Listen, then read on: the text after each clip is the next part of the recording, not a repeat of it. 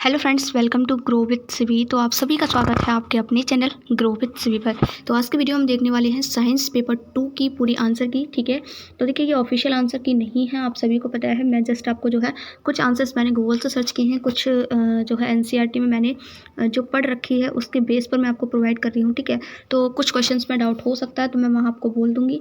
बाकी क्वेश्चन आपके सही है, पेपर आपका अच्छा आया था। ठीक है, और प्रीवियस ईयर क्वेश्चन अगर आपने किए हैं तो आपको बहुत ज़्यादा हेल्प हुई होगी क्वेश्चन की। ठीक है, मोस्टली पेपर आपका वहीं से आया था। तो अभी डिस्कस करते हैं। देखिए मैंने सीडीपी पेपर 2 की आपको प्रोवाइड कर दी है आंसर की, और हिंदी लैंग्वेज पेपर 2 की प्रोवाइड कर दी है। अब हम साइंस की देखने वाले हैं। तो क्वेश्चन नंबर 1 देख लेते हैं। देखिए मैं ज़्यादा टाइम नहीं लूँगी आपका, क्योंकि जस्ट आपको आंसर ही मैच करनी है। एक काम आपको करना है, आपको अपना स्कोर नीचे कॉमेंट करना है कि आपका जो है स्कोर कितना रहा है। ठीक है, साइंस में आपको 30 में से कितने मार्क्स अचीव हुए हैं वो आपको नीचे कमेंट सेक्शन में कमेंट करना है। ठीक है, तो चलिए स्टार्ट करते हैं। क्वेश्चन नंबर 61 क्या कह रहा है, निम्नलिखित में से कौन से पादप रोग, व्याधि, बीमारी यानी जीवाणु यानी कि बैक्टीरिया के द्वारा इनमें से कौन कौन से रोग होते हैं वो आपको बताना है। ठीक है, तो यहाँ पर इसका जो करेक्ट आंसर है वो आपको ऑप्शन नंबर 3 हो जाएगा, ओनली बी। ठीक है, ओनली सिट्रस टैंकर जो है आपका बैक्टीरिया द्वारा होता है। नेक्स्ट है आपका 62, आइडेंटिफाई द करेक्ट स्टेटमेंट। आपको सही कथन की पहचान करनी है। पहला क्या है, तथ्य एक अवलोकन है जिसे समयोपरि बारंबार सही पाया गया है। नियम एक सिद्धांत है जिसे समयोपरि बारंबार सही पाया गया है। तो ये दोनों, इसका जो आपका करेक्ट आंसर है वो ऑप्शन नंबर 2 हो जाएगा। ओनली 1 आपका यहाँ पर सही है, बाकी सेकंड वाला आपका यहाँ पर गलत है। ठीक है, नेक्स्ट है आपका क्वेश्चन नंबर 3। यहाँ पर मैच करना है आपको कॉलम ए का कॉलम बी से, रोज, यीस्ट, फर्न और स्पाइरोगारा। ठीक है, तो ये आपका पूरा प्रीवियस ईयर से पूछा गया। अगर आपने प्रीवियस ईयर क्वेश्चन किए होंगे तो इस क्वेश्चन को आपने सही किया होगा। ठीक है, तो यहाँ पर हम देख लेते हैं इसका जो करेक्ट आंसर है वो क्या होगा आपका। तो ये है आपका ऑप्शन नंबर 2 सही हो जाएगा। यहाँ पर ए का 5th, बी का 1st, सी का 2nd, ठीक है, और डी का आपका 3rd। ठीक है, यहाँ पर आप देख सकते हैं यीस्ट में क्या होता है आपका, यीस्ट में आपका क्या होता है, मुकुलन होता है। आप सभी ने पढ़ा होगा। फर्न, अगर देखिए यहाँ से आपको एक दो भी पता है ना तो आप कर सकते हो इजीली। स्पाइरोगारा में क्या होता है, तो स्पाइरोगारा में आपका खंडन होता है। तो ये सभी आपने पढ़े होंगे। नेक्स्ट हम देख लेते हैं क्वेश्चन नंबर आपका 64 क्या कह रहा है, उच्च प्राथमिक स्तर पर अभावजन्य रोग विषय को प्रस्तुत करने की निम्नलिखित में से कौन सी सबसे उपयुक्त रणनीति होगी।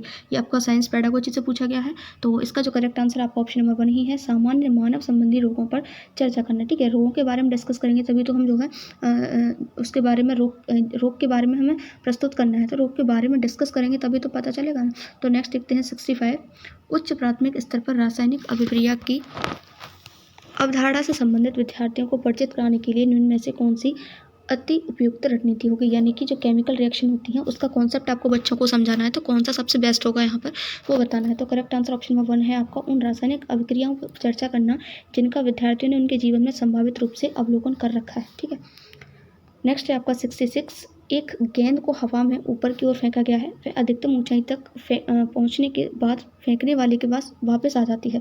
तो आई होप कि इसका सभी ने सही किया होगा। किसकी वजह से आ जाती है आपका, ग्रेविटेशनल फोर्स की वजह से आती है। ये तो सभी ने सही किया होगा। ठीक, ऑप्शन नंबर 3 करेक्ट है। नेक्स्ट है आपका 67, न्यूटन के गुरुत्वाकर्षण के सिद्धांत को एक उत्कृष्ट सिद्धांत मानने के पीछे कौन सा सर्वाधिक उपयुक्त कारण है। यानी कि एक उत्कृष्ट सिद्धांत जो है उसको क्यों माना गया है, या फिर मैं अगर इसको इंग्लिश में पढ़ूँ तो इसको मोस्ट सुटेबल रीजन बताना है आपको, किसका, behind Newton's theory of gravitational being regarded as an excellent theory. ठीक है, तो इसका देखिए यहाँ पर ऑप्शन नंबर 3 मुझे सही लग रहा है, क्योंकि ये जो है पूर्ण प्रयोग के बाद ही यहाँ तक पहुँचा। जो भी सिद्धांत वगैरह होते हैं आपके वो एक अच्छी तरीके से पूरा उस पर प्रयोग वगैरह के बाद ही बनते हैं। ठीक है, तो मोस्ट प्रोबेबली मुझे ऑप्शन नंबर 3 ही सही लग रहा है, बाकी 2 भी यहाँ पर सही हो सकता है। ठीक है, बाकी ये ऑफिशियल आंसर की आएगी तब आपको पता चलेगा।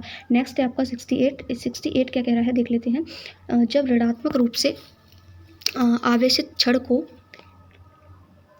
अनावेशित विद्युत दर्शी के निकट लाया जाता है। ठीक है, तो क्या होता है वो आपको बताना है। तो ऑब्वियसली इसका भी सभी ने सही किया होगा। ऑप्शन नंबर 3 ही करेक्ट, यहाँ पर देखिए आपका ऑप्शन नंबर 3 करेक्ट हो जाएगा। ए और बी अवलोकन है, सी आपका क्या है, अनुमान है। ठीक है, विद्युत पत्तियाँ एक दूसरे से और दूर हो जाएंगी, दोनों विद्युत पत्तियाँ समान आवेश अर्जित करेंगी।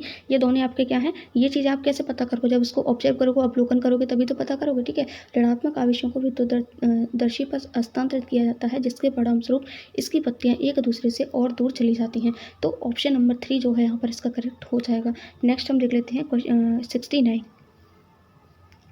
36 यानी अनुप्रस्थ मेज यानी टेबल पर एक पड़े हुए डिब्बे का द्रव्यमान 500 ग्राम है उस पर लगने वाले बल के संदर्भ में निम्न में से कौन सा कथन सही है वो आपको यहाँ पर बताना है। तो यहाँ पर इसका जो करेक्ट आंसर है वो आपका ऑप्शन नंबर 4 है, संतुलित बलों का एक युग्म उस पर कार्य कर रहा होगा। ये भी आपका प्रीवियस ईयर से आया है। नेक्स्ट है आपका 70, निम्न में से कौन सा परिकल्पना करने के कौशल का निर्देशक नहीं है पूछा है, यानी कि नेगेटिव पूछा है आपसे। तो इसका जो करेक्ट आंसर है वो ऑप्शन नंबर 4 है, सूचना एकत्र करने के लिए ज्ञानेंद्रियों का उपयोग करना। ठीक है, नेक्स्ट है आपका 71, कहा जा सकता है कि निम्नलिखित में से सभी में बीज प्रकीर्णन ने पादपों को लाभ पहुंचाया है, सहायता की है, सिवाय यानी कि कौन सी ऐसी चीज़ है जिसके अलावा सभी ने जो है बीज प्रकीर्णन में पौधे जो प्लांट्स होते हैं, पादप हैं, उनको लाभ पहुंचाया है, वो आपको बताना है। ठीक है, तो ऑप्शन नंबर 3 आपका करेक्ट हो जाएगा, सूर्य के प्रकाश, जल एवं खनिजों के लिए प्रतिस्पर्धा डालने के। नेक्स्ट है आपका 72 क्या कह रहा है, एक्स एक यंत्र है जिसका प्रयोग कानों के इर्द गिर्द देखने के लिए किया जाता है, यह किसके सिद्धांत पर कार्य करता है। ठीक है, तो ये आपको बताना है कि एक्स कोई इंस्ट्रूमेंट है, यहाँ पर उस इंस्ट्रूमेंट का आपको नाम बताना है। तो इसको हम बोलते हैं, देखिए, पेरिस्कोप यानी परिदर्शी, और ये जो है रिफ्लेक्शन यानी परावर्तन के सिद्धांत पर कार्य करता है। 4 करेक्ट हो जाएगा। नेक्स्ट आपका है 73 क्या कह रहा है, match the substance in column A with their chemical names. ठीक है, तो ये भी आपका पूरा प्रीवियस ईयर से आया हुआ है। यहाँ पर आपको कॉलम ए का कॉलम बी से मैच करना है। ठीक है, तो देखिए, आई होप कि ये तो सभी ने सही किया होगा, किसी ने भी गलत नहीं किया होगा, बहुत कॉमन सी चीज़ है ये। ठीक है, इसका आपका 2 करेक्ट हो जाएगा। ए का चौथा यानी कि बुझा हुआ चूना क्या है आपका, कैल्शियम हाइड्रोक्साइड। ठीक है, यानी कि ये कुछ नाम दे रखे हैं, ये इसके केमिकल फॉर्मूलेस हैं। ठीक है, तो इसका ऑप्शन नंबर 2 यहाँ पर करेक्ट है, आप मैच कर लेना अपनी अकॉर्डिंग। नेक्स्ट है आपका 74 क्या कह रहा है, अधिकतम और न्यूनतम प्रतिरोध के बीच का अंतर जो कि प्रत्येक 1/3 ओम के 3 प्रतिरोधों को जोड़ने के द्वारा प्राप्त की जा सकती है, वह क्या है। तो 74 का जो करेक्ट आंसर है ऑप्शन नंबर 3 है, 8/9 ओम। ठीक है, नेक्स्ट क्वेश्चन है 75, निम्न में से कौन सी गैसें अम्लीय वर्षा के लिए उत्तरदायी हैं। तो आई होप कि इसको किसी ने भी गलत नहीं किया होगा, ये आपने ईवीएस में भी पढ़ा होगा। ठीक है, तो इसका जो करेक्ट आंसर है वो आपका ऑप्शन नंबर 1 हो जाएगा। जो अम्लीय वर्षा होती है वो हमारी सल्फर डाइऑक्साइड होती है उसमें, और नाइट्रिक ऑक्साइड होते हैं। ठीक है, नेक्स्ट है आपका 76 में आपका कथन और कारण वाला क्वेश्चन है। कथन क्या कह रहा है, रात्रि आकाश में तारे पूर्व से पश्चिम की ओर गति करते हैं। ठीक है, तो ये आपका यहाँ पर सही है। तर्क क्या कह रहा है, पृथ्वी पश्चिम से पूर्व दिशा में घूर्णन करती है। तो दोनों ही चीज़ें आपकी सही हैं, दोनों सही हों, ये इसकी सही व्याख्या भी कर रहा है। तो ऑप्शन नंबर 2 करेक्ट हो जाएगा, ए आर दोनों सही हैं, आर एक ही सही व्याख्या करता है। नेक्स्ट है 77, निम्न में से पौधे सूक्ष्म पोषकों के समुच्चय लघु मात्रा में पादपों द्वारा अपेक्षित पोषक की पहचान कीजिए। ठीक है, तो ये भी आपका प्रीवियस ईयर से पूछा गया है क्वेश्चन। इसका करेक्ट आंसर 1 हो जाएगा, जिंक, लोहा और मैग्नीज। नेक्स्ट है आपका 78 क्या कह रहा है, निम्नलिखित अनुच्छेद को ध्यानपूर्वक पढ़िए और उस विकल्प का चयन कीजिए जो कि सही प्रकार से दिए गए क्रम में रिक्त स्थानों को भरे। ध्वनि कंपन द्वारा उत्पन्न होती है तथा विभिन्न जो अलग अलग वाद्य यंत्र होते हैं उनके विशिष्ट कंपन भाग होते हैं। एक्स यानी ब्लैंक में ध्वनि तानितों द्वारा उत्पन्न होती है, किसके द्वारा उत्पन्न होती है वो आपको बतानी है। ठीक है, तो देखिए आपका यहाँ पर जो करेक्ट आंसर है वो ऑप्शन नंबर 4 है, गिटार, तबला और शहनाई। ठीक है, नेक्स्ट है आपका 79, एक शिक्षिका अपने कक्षा 6 के विद्यार्थियों को, देखिए पैडागोजी से है ये क्वेश्चन आपका, शरीर में गति पाठ पढ़ाते समय निम्नलिखित प्रतिबिंब दिखाती है। जल यात्रा करती नाव, तैरती मछली और एक उड़ता हुआ हवाई जहाज वो दिखाती है। उसके बाद विद्यार्थियों को प्रतिबिंबों की आकृति एवं गति के प्रकार को प्रतिबिंबित करने के लिए कहती है। उत्तर देने के लिए विद्यार्थियों द्वारा उनमें से किन को संभावित रूप से नियोजित किया जाएगा, यानी कि कौन कौन सी चीज़ वहाँ पर यूज़ की जाएगी, वर्गीकरण, अवलोकन, आगमनात्मक तर्कशीलता और मापन। ठीक है, तो यहाँ पर आप ऑप्शन में देख पा रहे हैं, आपको 2 ऑप्शन दे रखे हैं। ठीक है, यानी कि 2 सही होने वाले हैं आपके इसमें से। तो देखिए इसका जो मुझे करेक्ट आंसर लग रहा है वो ऑप्शन नंबर 3 लग रहा है, मोस्ट प्रोबेबली आपका इसमें ऑब्जर्वेशन तो देखो होना ही होना है। ठीक है, आपका आगमनात्मक तर्कशीलता भी आपके यहाँ पर बच्चों की लगेगी। बाकी ऑप्शन नंबर 3 ही मुझे सही है, आपको अगर इसमें कुछ और लग रहा है तो आप बता देना। ठीक है, नेक्स्ट है आपका 80, निम्नलिखित में से सही कथनों की पहचान कीजिए। आपको सही बताने 2 कथन दे रखे हैं, तो 80 का आपका यहाँ पर 4 करेक्ट है। ए और बी दोनों ही स्टेटमेंट आपके यहाँ पर सही है। जो अधातु होते हैं वो जल के साथ क्रिया नहीं करते हैं और अधातु अन्नों के साथ भी क्रिया नहीं करते हैं। ठीक है, पूरा आपका जो है एनसीईआरटी से पूछा गया है क्वेश्चन। नेक्स्ट देख लेते हैं 81, एक्स और वाई क्या है, काले और गाढ़े द्रव है। ठीक है, जिनका प्रयोग सड़कों को पक्का करने के लिए किया जाता है। एक्स पेट्रोलियम से उत्पन्न होता है और वाई कोयले से उत्पन्न होता है। तो ये भी आपको प्रीवियस ईयर से पूछा गया है। करेक्ट आंसर आपका ऑप्शन नंबर 2 है, बिटुमेन और कोलतार। ठीक है, नेक्स्ट है आपका 82, consider the test given below and match the following. ठीक है, तो आपके यहाँ पर ये मैच द फॉलोइंग है, which of the following is not a reason that can be given to justify that the item is purely poly constructed. ठीक है, तो यहाँ पर कौन सा है, क्वेश्चन नंबर 82 है ये आपका। तो 82 का आपका यहाँ पर ऑप्शन नंबर 2 करेक्ट हो जाएगा। कॉलम ए में किसी प्रविष्टि के लिए कॉलम बी में अधिकतम 2 युक्त प्रविष्टियाँ हैं। ठीक है, नेक्स्ट है आपका 83 क्या कह रहा है, ये है आपका आदर्शन और रीजनिंग, यानी कि वही कथन और कारण वाला क्वेश्चन है। यहाँ पर देखिए आपका जो ऑप्शन नंबर 2 है वो करेक्ट हो जाएगा। ए आर दोनों सही है, आर ए की सही व्याख्या करता है। नेक्स्ट है आपका क्वेश्चन नंबर 84 क्या कह रहा है, एक पिंड का रैखिक संवेग p द्रव्यमान m है, गतिज ऊर्जा ज्ञात कीजिए। तो इसमें आप वही फॉर्मूला लगा देना, हाफ mv² वाला। ठीक है, वहाँ से इसका आंसर आ जाएगा। तो ऑप्शन नंबर 84 का आपका 4 करेक्ट हो जाएगा, p²/2 है। और इसका डायरेक्टली भी अगर आपको पता होगा, क्योंकि डायरेक्टली भी मैंने पढ़ा था साइंस एनसीईआरटी में, तो आपने सही किया होगा ऑप्शन नंबर 4। ठीक है, 85 देख लेते हैं, निम्न में से कौन सा कथन सही है। ठीक है, तो इसका आपका 4 है।